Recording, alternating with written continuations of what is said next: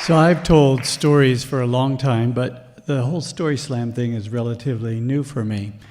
And in 2020, I think Steve won the Grand Slam that year with a story about finding new love. I think that was the story.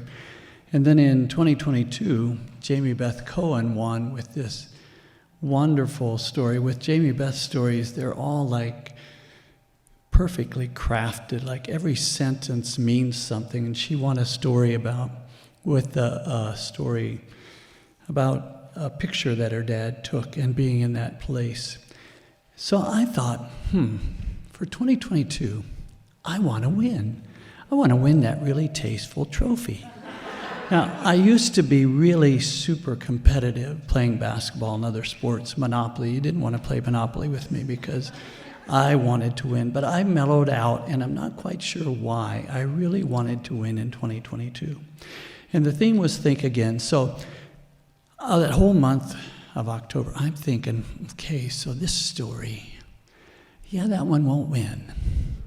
This story, it's not good enough, it won't win. Most of my stories are stories I've never told before, probably will never tell again. So I got to get the right story. And if you can imagine like these stories bubbling around, there was this one story that kept popping up to the top, and I kept pushing it down because it won't win. And I really, really wanted to tell a story that would win. And so it gets to the day of the story, and I go for 2 long walks, the Grand Slam day. Like 3.5 mile, 4 mile walks, trying to think of this story that I can tell that can win. And I keep pushing this one story down. And the story kept coming up and saying to me, you need to tell this story not to win. You need to tell this story for yourself. But I kept pushing it down. And so it got to be like 5 o'clock. And I still don't have a story. Usually I write the beginning of the story, I write the middle of the story, and I write the ending of the story. And I tell the story several times to myself on my walks. But this story, it just kept coming up. And my wife is like, what are you going to tell him? Well, I'm going to tell this story, but I'm not going to win, so I hope I go first. Because in my limited experience in Story Slams, if you go first, you don't win. Because the judges have to score you here in case somebody else is here.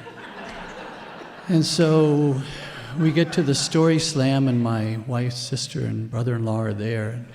You got a story? Yeah, I got a story, but I'm not going to win. I hope I go first. And sure enough, I don't go first.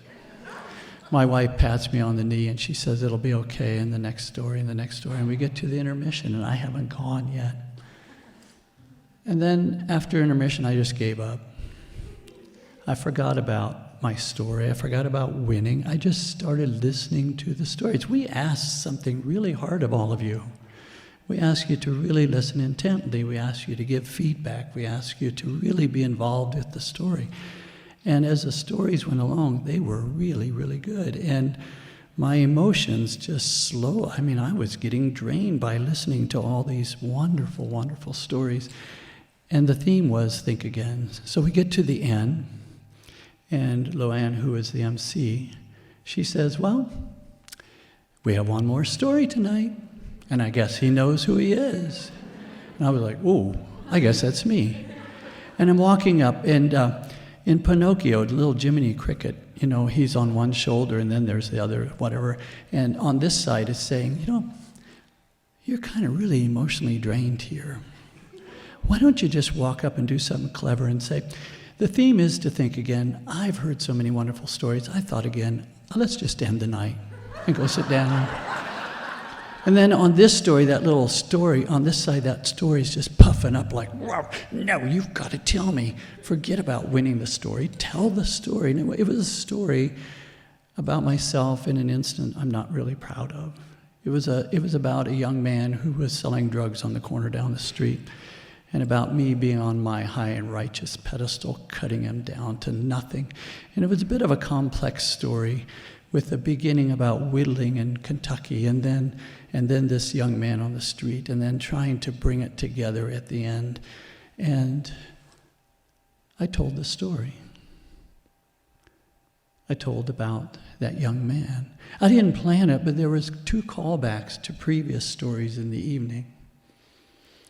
And the story wasn't really my story anymore, because it was the story that was melded to all of those other wonderful stories of the evening. I got to the end of the story, said thank you for listening. I went and sat down. And my story, I think, was happy. It had been told. So I'm sitting there. You remember, I started really wanting to win. I'm sitting there at the end thinking, wow, I'm getting ready to celebrate with whoever it was that won. And then Luann said, the winner is Doc Yoder. And I was like, if you look at the picture on the web, that's how I look when I'm standing here holding the trophy. Like shell-shocked. And life is so funny. We got home and we put that tasteful trophy on the dining room table.